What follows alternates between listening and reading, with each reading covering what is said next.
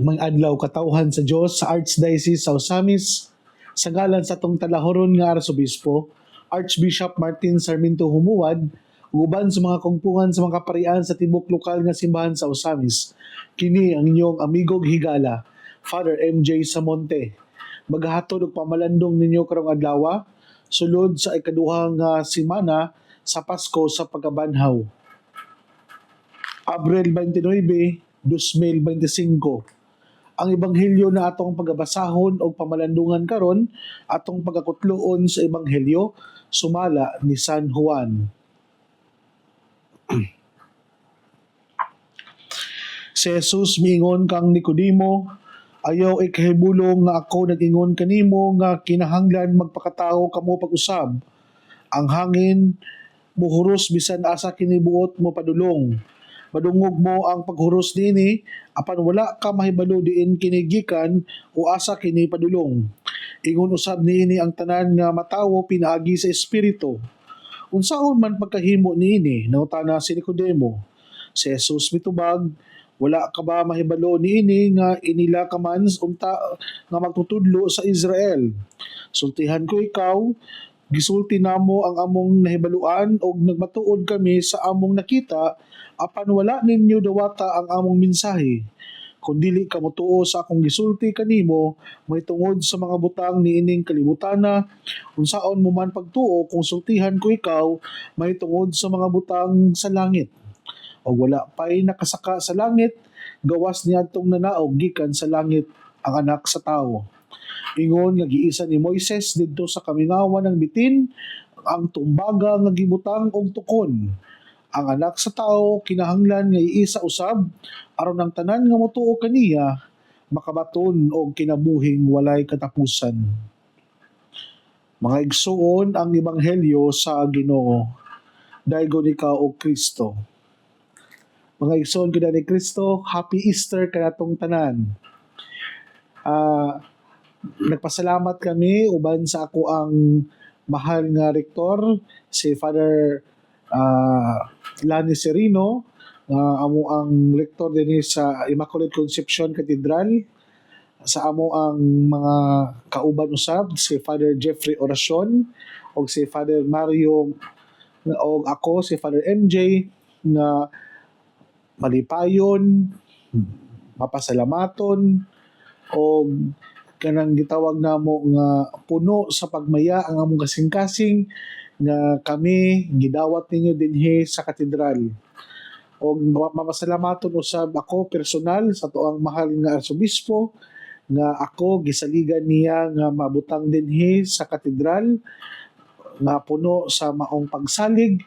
Kini usab ako ang suklian nga kini dili unta nako nga i-disappoint ang atong mahal na arsobispo, labi na ang Dios nga mo'y nagpaambit sa bukasyon sa pagapari. Mga igsoon gid ni Kristo,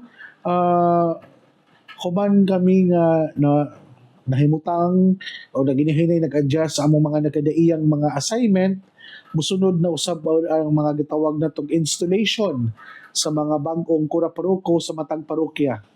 So sunod adlaw sa akong pagpamalandong, akong ihatag kaninyo ang schedule sa mga installation sa mga kura-paroko sa tibok lokal nga simbahan sa Archdiocese sa Osamis para kung naamoy oras o panahon, pwede ka mo nga makaadto o makasaksi sa installation sa mga bagong kura-paroko sa mga na-assign diya sa inyong mga lugar.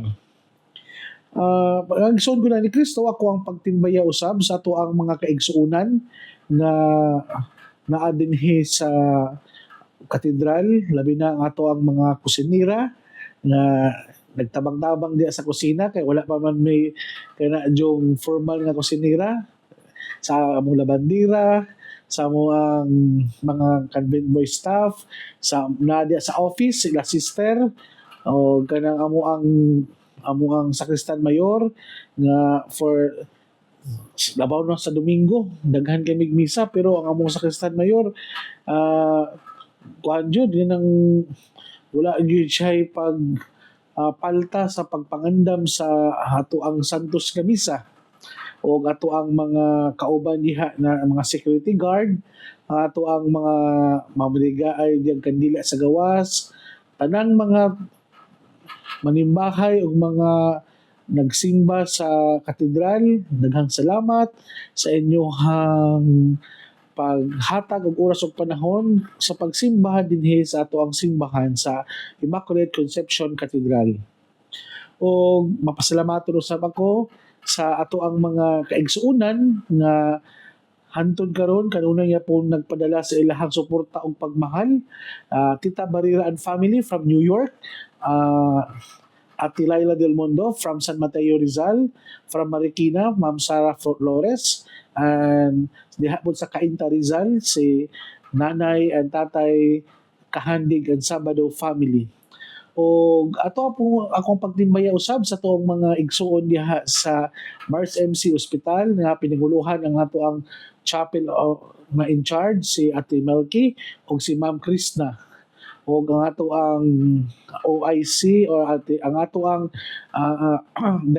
directress diha sa ospital na si Ma'am Jennifer Orbistondo o ato ang mga nurses, doctors, security guard, ang ato ang mga janitor, mga tighatod og pagkaon, ato ang mga nag-alaga diha sa mga dietary, diha sa blood bank, diha sa laboratory, tatanan-tanan nato nga mga kaigsuonan nga nangalagad sa Mars MC Hospital isip inyong hospital chaplain. Daghang salamat sa inyong mainiton kayo nga pagpasayon sa atuang pagbisita sa mga igsoong masakiton. Kung pagtimbayaw sab sa atuang mga kaigsoonang mga masakiton nga naminaw karon nga hinaot paunta nga kita makanunayon nga nag-ampo gyapon sa kaluoy ug pagigugma sa Ginoo nga kaniadto ang mga kasakitan. We are in solidarity with the pain and suffering of Jesus on the cross. O hinaot paunta nga kaniadto ang mga kahimtang karon nga nahiaguman nga kita malaumon gyapon nga kita bisan pa man og nata sa mga malisod nga sitwasyon, nagtuo kita nga dili kini siya permanente o kini mo purify pagyud sa ato ang mga sa atong pagkatao o mao diha sa pag-purify kanato through this pain, through these illnesses, mao po ni magpakabalaan nato.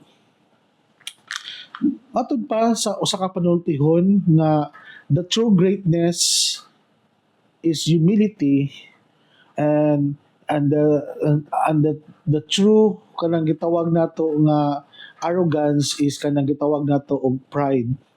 Ang tao day nga tinuod nga kanang great kadto ding tao nga mapabsanon.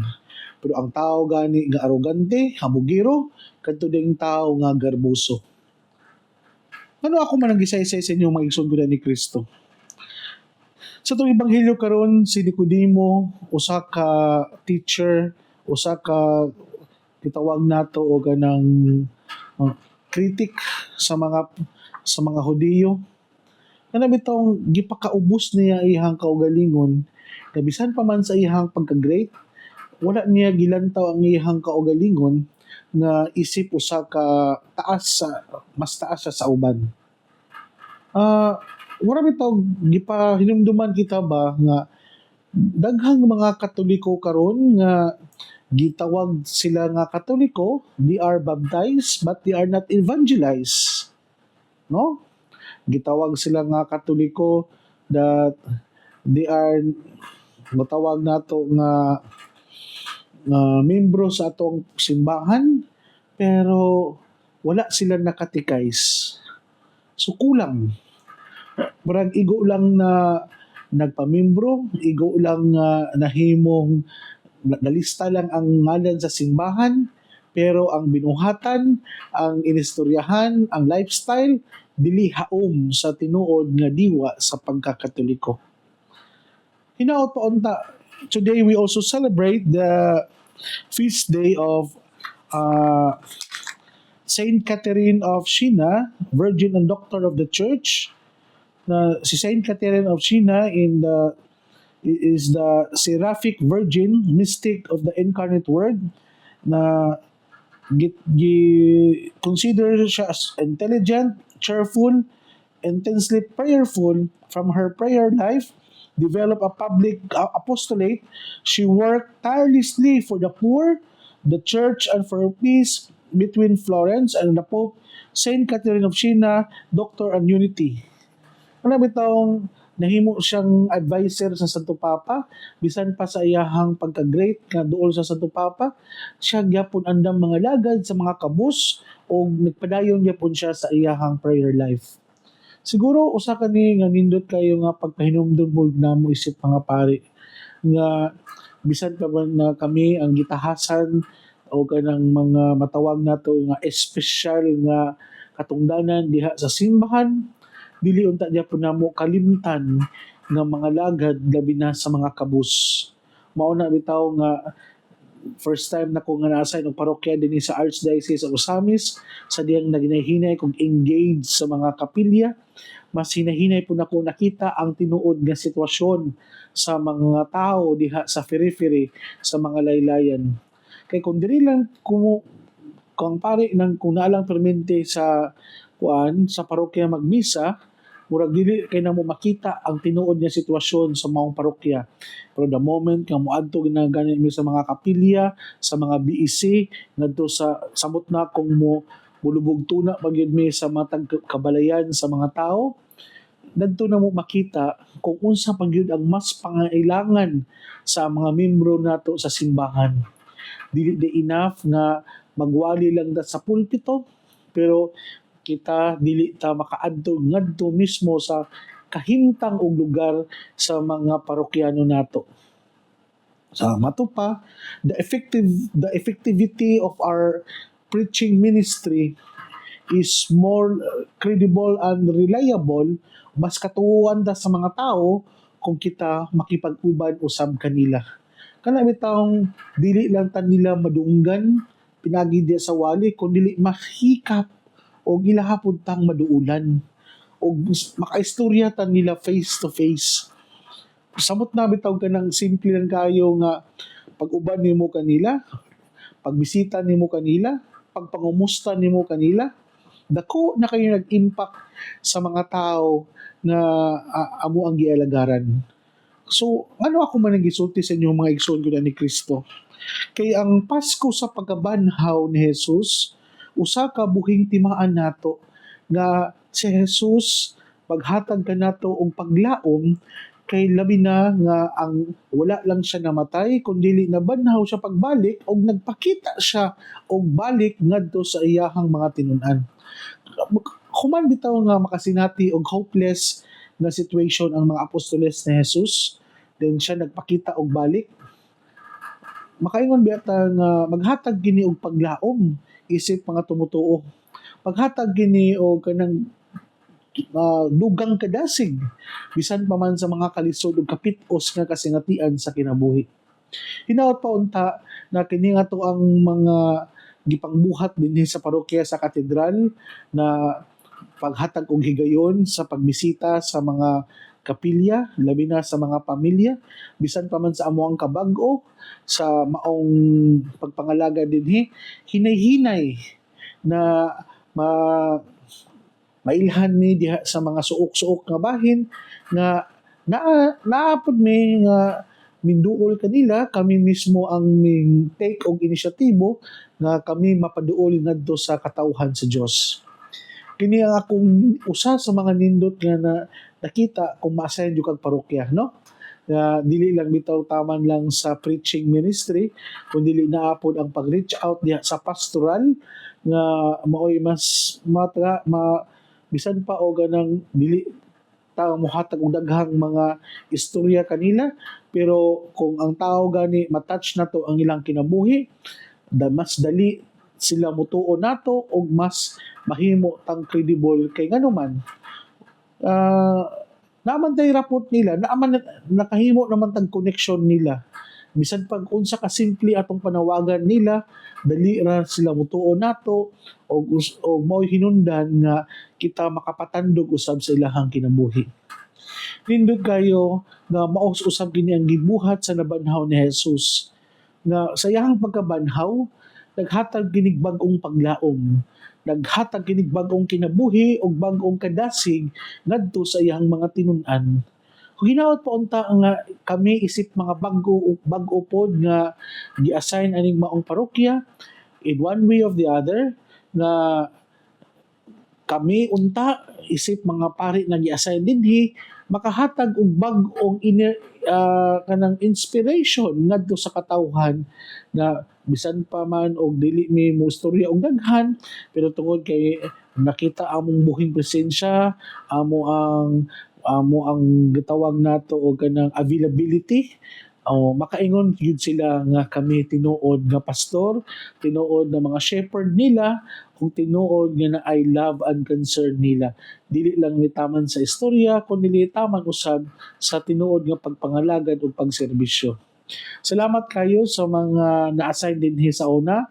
Monsignor Naron, salamat kayo Father Elmo, Father Romel, Father Jerry Tautuan, Father Michael Sinugbuhan, o si Father Andil, o si Father Derry, o sa Father Elias Tabuco, sa tanang mga na-assign din sa katedral.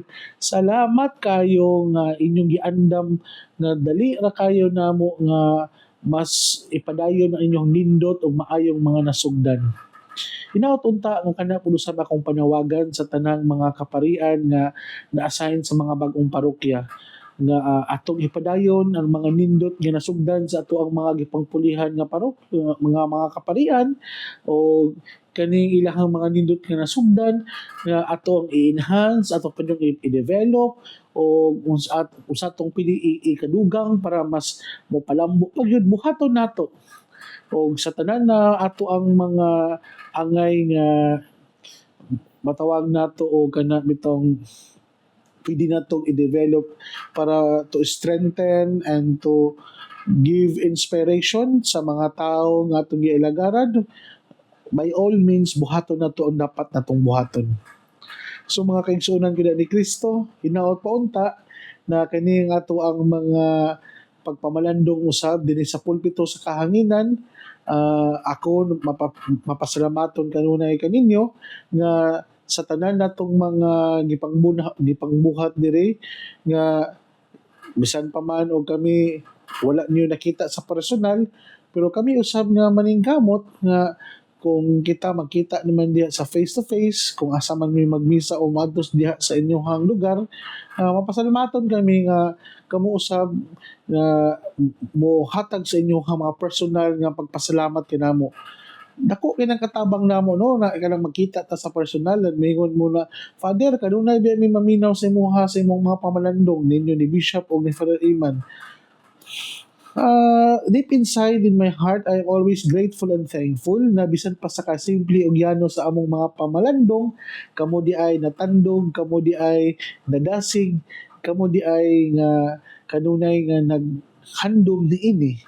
So busa sa tanang mga naminaw karon Happy Easter kaninyong tanan kung asa man mo karon hinaot pa unta nga ang labanhaw nga Dios buhatag kaninyo og igong kadasig, igong kamaya og igong bag-ong pagpalambo sa pagtuo nga dili nato sayangan ang paghalad sa Ginoo sa iyahang only begotten Son nga andam nga mamatay andam nga mosakripisyo ug mutagana siyang kinabuhi para lamang kita makatagamtam og bag-ong kinabuhi diha sa paraiso.